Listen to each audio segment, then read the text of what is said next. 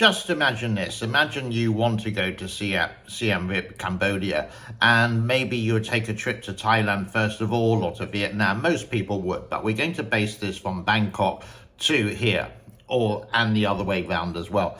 So you would possibly go to a website called Skyscanner, and you would look at the price.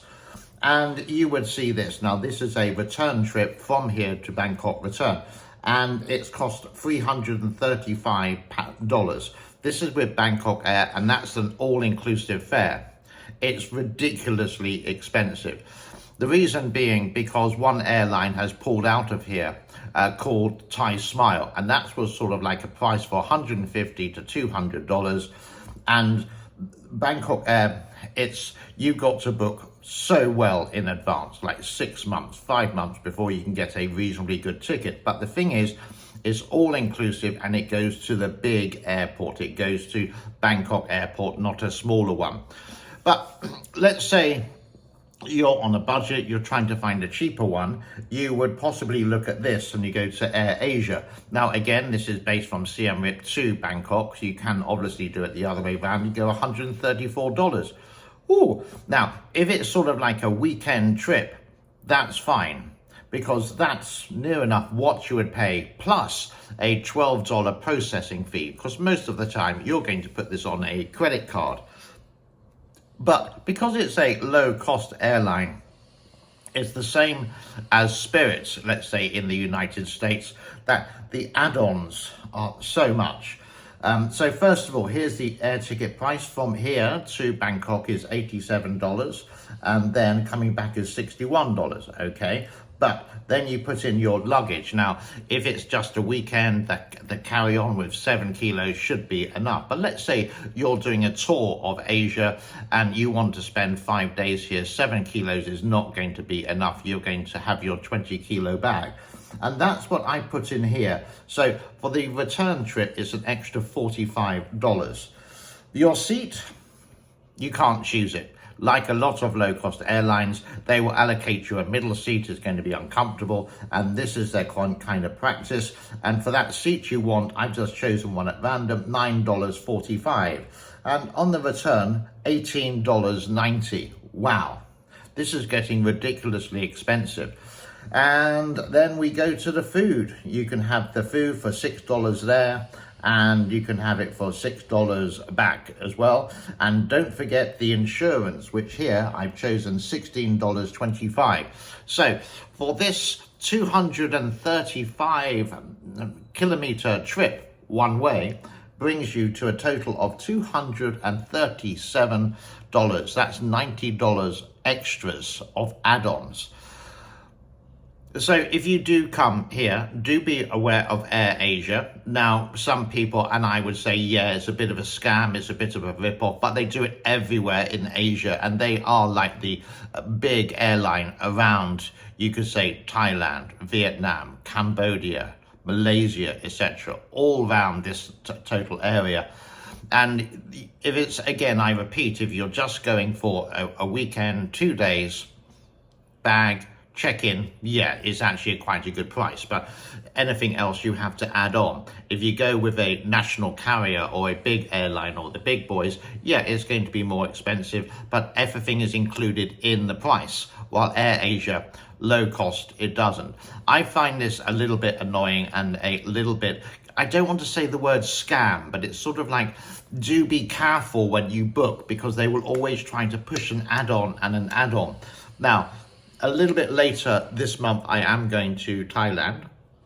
And with that, I looked at Bangkok Air and went, wow, that's really expensive. No way could I afford that. So the airline of choice, well, it's not running anymore. That was Thai Smile, which is a great shame. It's a great airline. It would cost like the same price as this, but it goes to the big airport, not the smaller airport. And everything is included with a meal, with the insurance, with 30 kilos of luggage. 30 kilos, not 20. But for some unknown reason, they pulled out, and I'm not too sure if the company exists anymore. There is Thai Airlines, and they will charge full fare, which is just ridiculously expensive, just for a really small trip like this. You don't really want to do it by bus, it would cost you maybe $10 or $20, but it will take you 9 hours. And then you have to go through the land immigration, and it's not the best land immigration place in the world. I haven't done it myself, so I can't really comment on that, but I should take a drive up there one day and just have a look what it's like.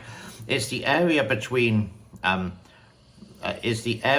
Thailand and Cambodia, where they have lots of casinos. So lots of Thai people will go there and gamble. In Cambodia, there are casinos and you can gamble.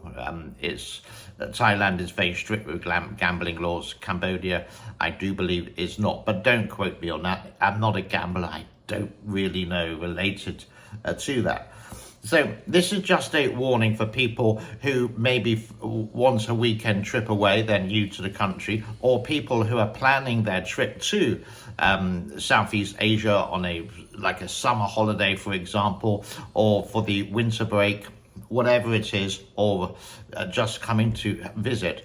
Do be aware of these low-cost airlines, because their scam is their add-on, their add-on, their add-on. And for a short distance of this, it's like, wow, 300 for a full price air ticket, or the cheapest one with all the add-on, this is 237 just for a small trip. Or if it's just, you take that all away, it goes down to about 130. And don't forget the $12 processing fee as well that they put on the very top at the very end.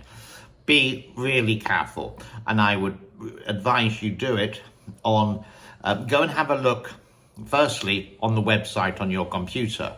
Go to a travel agent and see what they can do as an offer, see what it is, or do it on your mobile phone on an app. Sometimes using apps are cheaper than that. This is just a friendly advice, a piece of advice related to the travel. Cambodia, yeah, is a relatively cheap country, but the airport here, well, now is a long way away, and you got the next scam across, which is the taxi scam. You can get the bus from the city centre to the airport and vice versa. I think it's $9 per person. The taxi will cost $35 per person.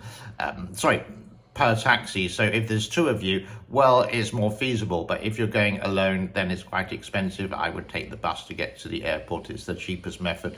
There are other ways. I would take a tuk-tuk, like a freewheel, Passat, or one of those Indian rickshaws, if you know what I mean with that. And that will get me to the airport, and it would take 45 minutes to an hour to get there. Air Asia, do be aware, not just of Air Asia, but do be aware of any low-cost airline. Take your time, really take your time when you book it. Don't do it in a hurry, because there's lots of little catches and you may be paying extra when you don't need to pay extra. For example, when I'm going, I don't bother about the food, I don't bother about the insurance, I don't bother about the seat. It's only an hour flight. I think I can live with that. But I do actually pay extra, so I do the luggage, which for me was something like $48 for my luggage, which is very close to actually one part of the airfare for getting there. Let's leave it there. Thank you very much for your time. Air Asia, low-cost airlines, be aware, be very, very aware.